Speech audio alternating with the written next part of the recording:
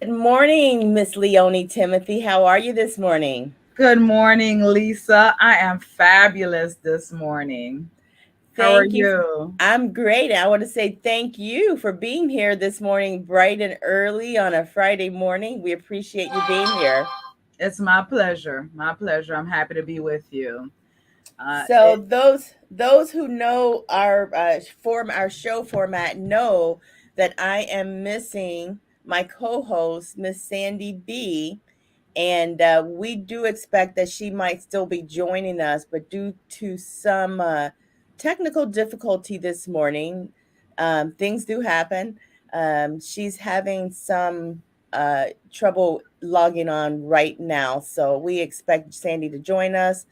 But we're going to go on because we have Miss Timothy here, and she is the CEO and COO of A Reflection of Me Inc., which is a nonprofit organization.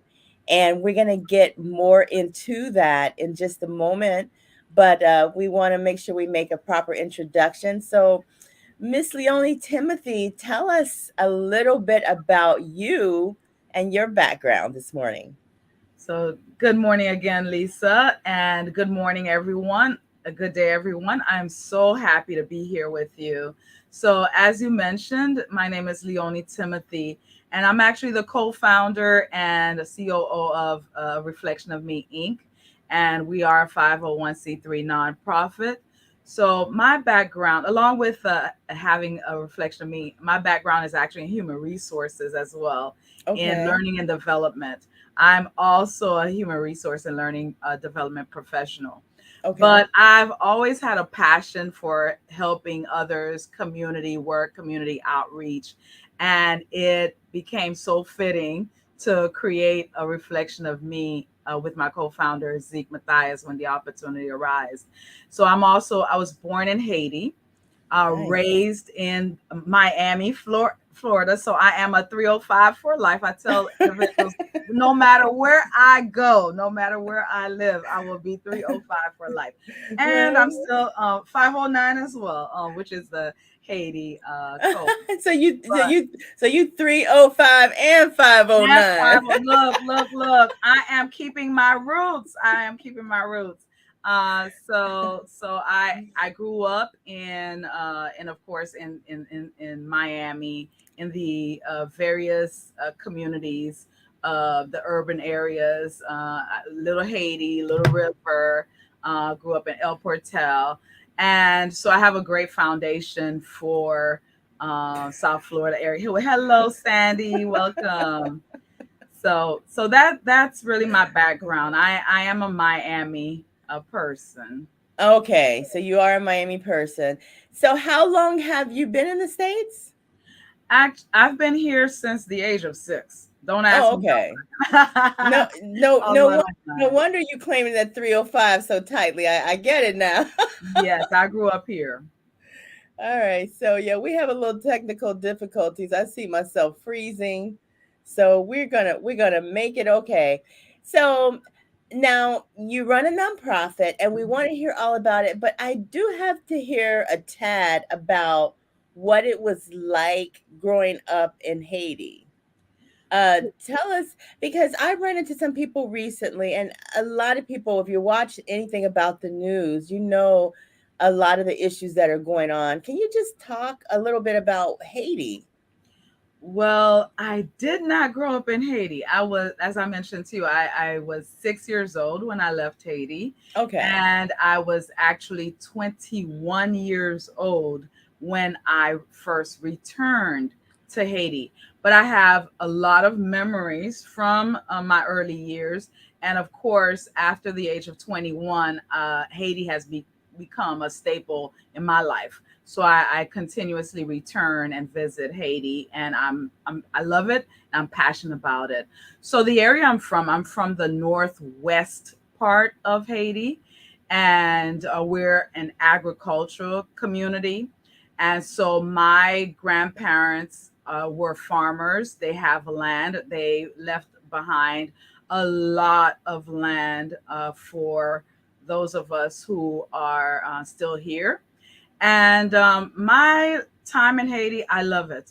We're on the mountains. I love the rivers, the ocean, the cool breeze.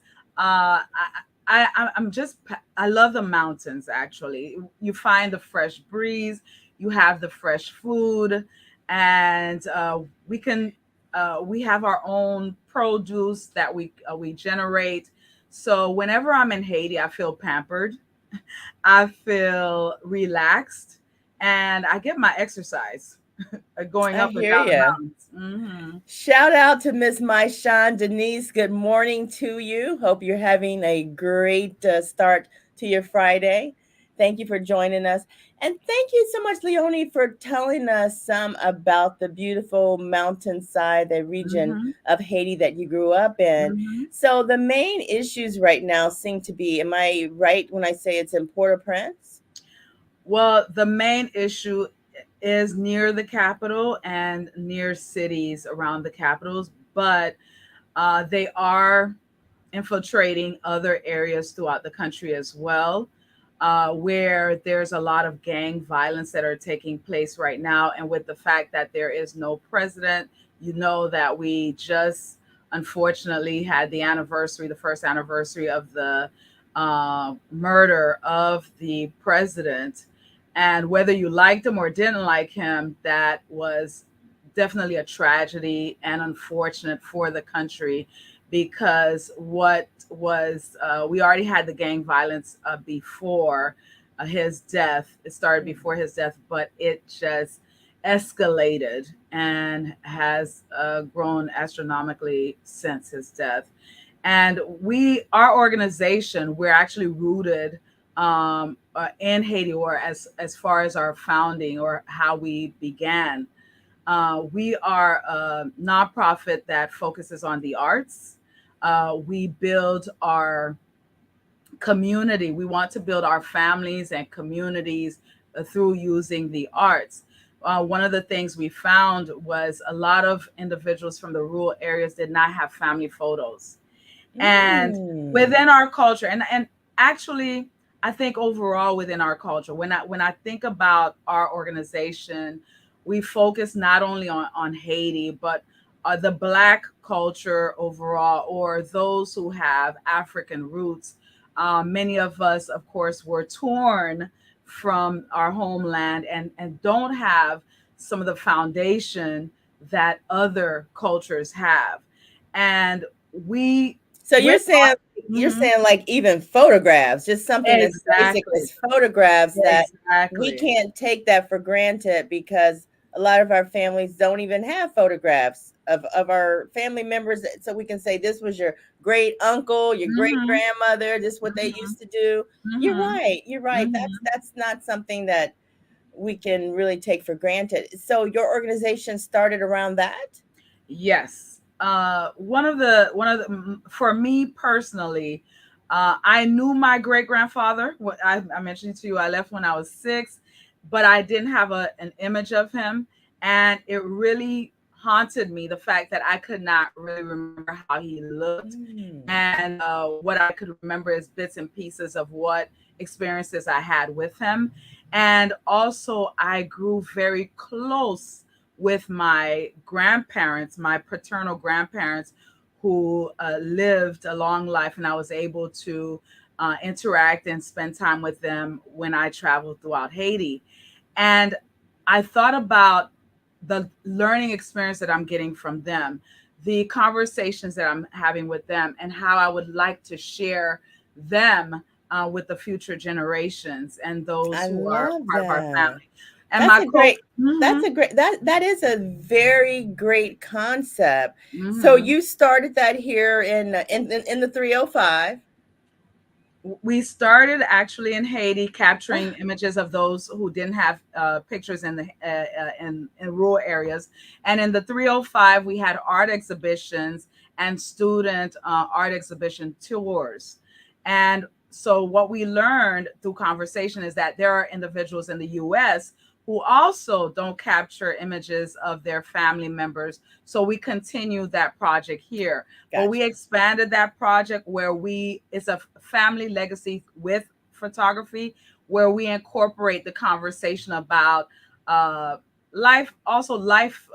important life matters. Example, having a will, trust. How do you leave your home to your those who are left behind, to your family members, your bank account. So we incorporated more into the program. That is really good. So, what are the ages of the participants, and how do you get the people to participate in your nonprofit organization?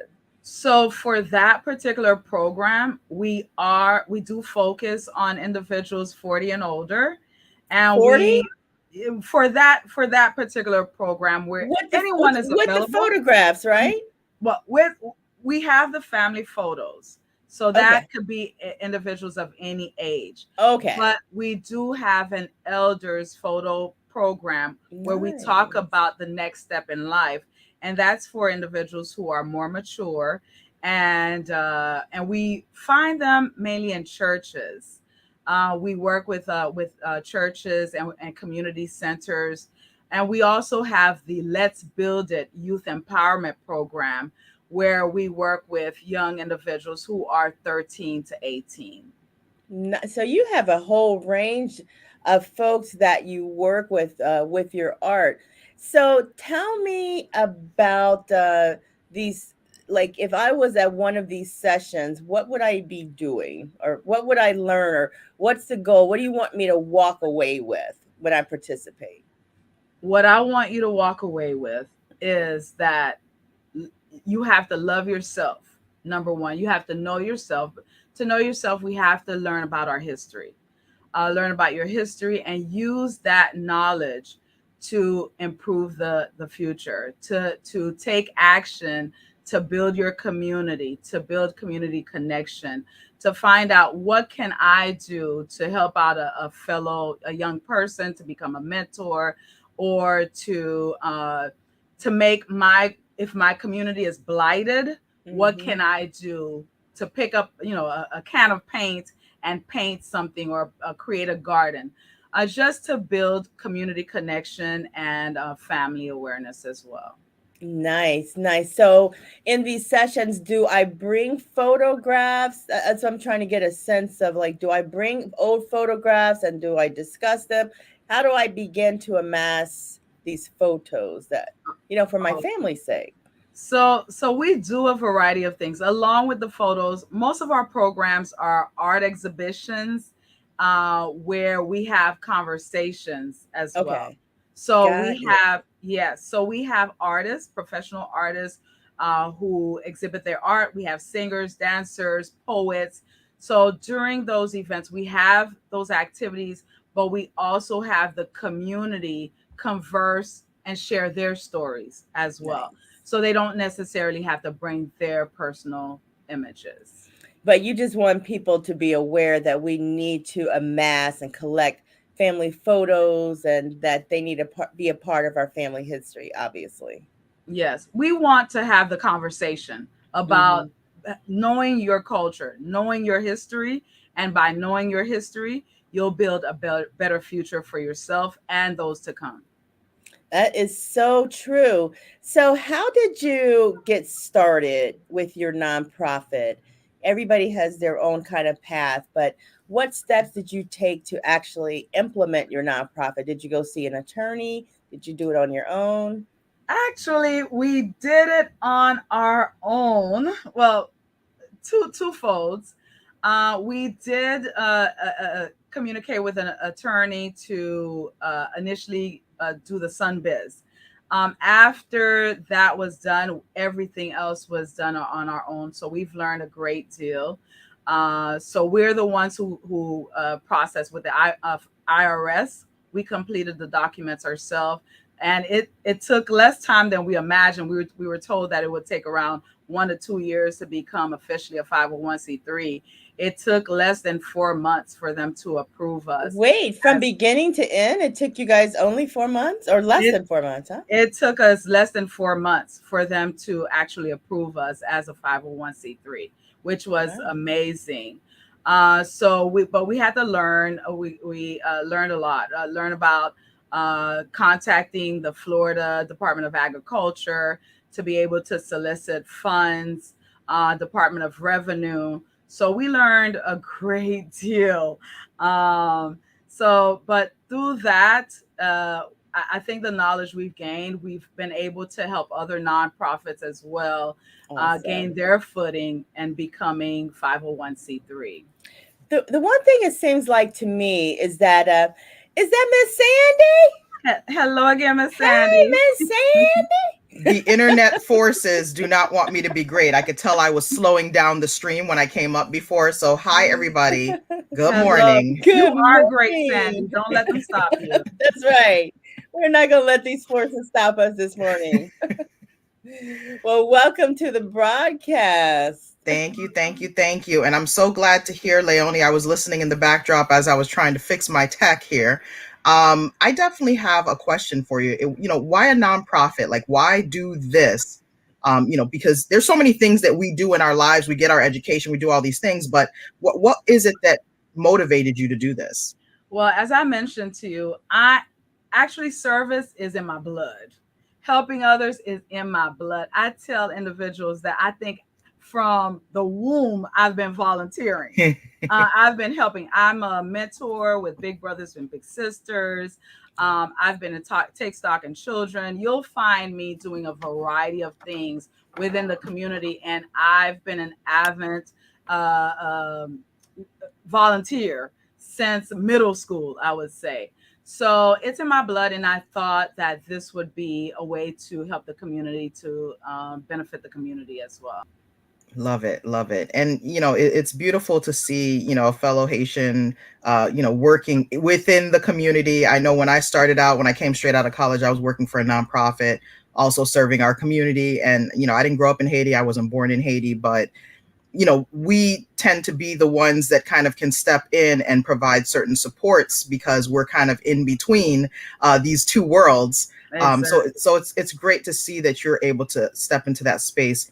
I do want to ask you about entrepreneurship because many times we go through these paths, but we don't realize what the work really entails because we know how to do the service. We know how to provide, what we're providing. What about the business side? What is it on the business side that kind of made you struggle or that you really learned about yourself? Okay. So one of the things that I learned is that a nonprofit is a business and you have to treat it the same way you would treat another business. There are laws involved. There are requirements involved, and you need funding. Oh, yeah. You cannot run a nonprofit without money. Right. Okay, so as much as we want to help individuals, and I think a lot of people enter the nonprofit world with only the thought of, I want to help. I want to do my part for the community or for my area, my environment, or whatever it may be. Right. But what we don't realize is, look, the money that you have, no matter how wealthy you are, you will still need money from other individuals. And for you to do that, you need to have certain factors in place. You need to have a bank account. You need to have, as I mentioned, you have to contact the Department of Agriculture. You have to learn how to request for grants or have someone on board who knows how to write grants. So there's a lot involved in running a nonprofit. Thank you for that. Good morning, Doug. Thank you for joining us. And shout out to my Sean Denise. I caught her coming in here when I was trying to climb in. So back to you, Lisa. Yeah, and I was just thinking about, on the entrepreneur side, I was beginning to ask about an accountant because I'm sure you had to have an accountant in your life at some point. Am I right? Yes, you do need an accountant. You need someone who can for budgets. Yeah, so all those factors are very important. And so tell us what is it like with regard to getting the funding? What's your journey on that piece? It's been quite interesting. And like I said, we've done a lot on our own. But one of the things we've realized, it's very important to network. It's very important to take some courses as well. It's very important that you find out, who are the individuals who can get you where you need to go. So we've taken grant writing courses. We also have an individual who writes grants. We've been able to be funded by Miami-Dade County through the Cultural Arts Affairs Department. We've received several grants from them throughout for the past couple of years. We've also we're lucky enough to receive a grant from Miami-Dade County. We've worked with Miramar, the city of Miramar, as well. Nice. So right now, much of our fundings have been through the county, several cities, and some organizations. Example, the Greater Miami Convention and Visitors Bureau has been one of our funding sources as well. So you just have to find out where the funding sources are and apply for the grants and network, because you're going to meet individuals who take you in the right course. Nice. I love it. I love the fact that you're talking about entrepreneurism and networking in the same breath. It works hand in hand. Yes. So, Sandy? So Leonie, in terms of your thoughts about entrepreneurship, if there were some words that you could give in terms of advice or motivation for those who may consider, you know what, I'm all about service. I want to serve my community, but I have to, do the business side. What would you say? One thing, yesterday was supposedly National Never Give Up Day. What? I like that. yes. I missed that. Darn. So I want to say, if it's your passion, if it's something that you're passionate about, don't give up, because you're going to encounter a lot of bumpy roads. I'll give you an example. You can't do it alone. You're going to need a team. Number one, you're going to need a board of directors. You're going to need volunteers. Most of your resource is going to be through volunteers. And sometimes it's difficult to get someone to believe in what you believe. Example, focusing on the arts and photography is not a passion for everyone. We're so used to giving through medical supplies or food or clothing, but we're finding a different way to help individuals where it'll affect them mentally. Right. So how do you get volunteers to buy in to your concept? So as an entrepreneur, especially in the nonprofit world, you're going to need a lot of resources as far as human resources. That's true. That is very, very important. So the people who participate, if they don't have photographs, when they leave you or stop messing around with you, do they end up with photographs? It depends on the program. It depends on the program. So if it is the photography programs that we have, we're planning on having a program, that particular program on October 29th at a church, where we will be capturing individual and family photos. So those individuals will walk away with a photo. But if they attend one of our art exhibitions, or a program such as that, no, unless they take a group photo, selfie, or one of our photographers capture them, they will not leave with a photograph. So when they go to the exhibits, are they from Haiti? I guess conceptually, I'm still struggling to kind of see what everybody's seeing when they're in your spaces. Okay, we have programs for Black History Month. We have Haitian Heritage Month event. We have a variety of programs. I'll give you an example with our Haitian Heritage Month event, our Black History Month event. Our last event, our speaker was Tamika Bradley Hobbs, who was with Florida Memorial University. She's an American. She's a historian. She focuses on U.S. history. So she was our speaker. Last year, we had Dr. Richard Lapchick, who is actually an ally. He is a white American, but his story focuses on the Black story. So we invited him to be a keynote speaker. So our events are not limited to the Haitian population. Okay. Our event is for individuals who will help build the Black culture, who will help us advance as a people. So that's what we focus on. So, will your group at some point take Americans to Haiti for more educational experiences? At some point when it's more safe. Our hope is when we volunteer to take the family photos in Haiti, that we do have individuals of all cultures who join us on those trips. Nice. All right, Miss Sandy. Look, Miss Leonie, it is a pleasure to have an opportunity to speak with you. Do you have any last words for us? I mean, you are a nonprofit entrepreneur. I'm sure you're always looking for support and people Yes. to participate in your Yes. activities. Yes. Tell us what you have coming up. So we do have a fundraising gala coming up, a wonderful event with art exhibition, music, dancing, dinner at the Colvin Center on September 21. So we look forward for individuals to come and support us. You could check out our website, www.areflectionofme.org, for more information about that.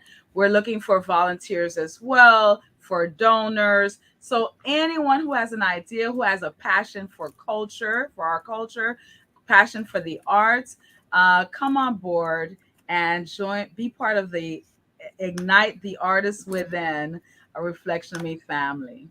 That sounds really fantastic. And you say that's on September 21st? Yes, and I would love to give one of your audience members a complimentary ticket as well. Ooh, how Hey. nice. Well, we'll definitely we'll talk about a way that we can promote that, drive some traffic, and do a contest on that one. So definitely love that. Thank you. Now, Leonie, have you studied? I've studied African dance. Have you studied African dance from the Lady, Haitian? I saw your moves. I saw your moves, and I wish I had your moves. Ooh, Okay? You know I what? love it. I am definitely going to invite you to one of our events to just throw down. Okay. I am not. I have taken some lessons, but when I was younger. So, but after I saw you, we're going to take some lessons together. Good. I love it. Yes, Most of my dance moves are West African dance moves, and Mhm. I've seen Haitian. I call it. I don't know if it's Haitian African dance or Haitian folk dance, but Mhm. in the many ways, some of the moves are very similar, and They're very similar. and they tell stories. Exactly. So, yeah, we definitely should get together, and we'll bring Sandy, teach her a few Mhm. of our moves too. Look, Sandy, let's I've do it. seen Lisa's dance moves too. Trust and believe. Trust and believe. Sandy, that would be a little bit different dance move. I'm not talking about the ones with the lampshade on the bar table. Not that Oh one. I'm so I want to see those. Look, Lisa is dance moves no matter where you go. So if you want to see some dancing, all you got to do is turn on some music near Lisa and we're good to go. That's And what so you music should is definitely for. be at our events, Lisa. Yeah. There's a well, lot of dancing and music at our events. Thank you for that. Now, before we say, I know we said we're going to wrap up here, and we are, but can you give us that one gemstone of advice that that you would share with all entrepreneurs? Something that just says, "Don't give up, stay in there." What can you say to entrepreneurs in the struggle? What I would say is that there are going to be some rough days. There are going to be some rough days, but I want you to think about, what was your reason? What was your why? Why did you create this company? Why did you pursue this path? So always go back to that thought. And is it still worth it? Is it still needed? And if you think that it's still needed and you can still make a difference, then find a way.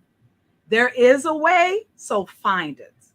That's what I want to leave with. Ooh, that is powerful. Thank you, Miss Leonie Timothy of A Reflection of Me Inc. And I love that you're all about spreading positivity Yes. and making people feel proud about their heritage, whether it's here in the Americas or in Haiti. You are all about that. So thank you so much this morning for being here with us. Ladies, it was a pleasure being with you. All right. Absolutely. And definitely come back when you have some other events, and we'll help you promote this one on the September 21st. Thank you. All right. Shout out to Doug. He got his popcorn and his drink out. He's looking to see, he's trying to see where the dance is going down. Oh boy. All right, guys. Thank you so much for joining us for another one here at LearnBiz The Podcast. If you missed us live last night, we were at Gigi's Music Cafe for a special event. But again, we're still supporting Black-owned businesses all month long. And also shout out to Her Power Space. I did a webinar last night and I broadcast from Her Power Space, which is a co-working space, Black-owned in Lauderhill, Florida. So again, we don't just talk about this whole Black business support. We actually support Black-owned businesses. And we appreciate each and every one of you for continuing to support us. If you guys take a look, our numbers are going up. People are taking notice. We appreciate you for continuing to share. And we ask you to be sure to subscribe, like this video, and stay tuned. We'll be back with another one next week. Absolutely. Thank you, guys.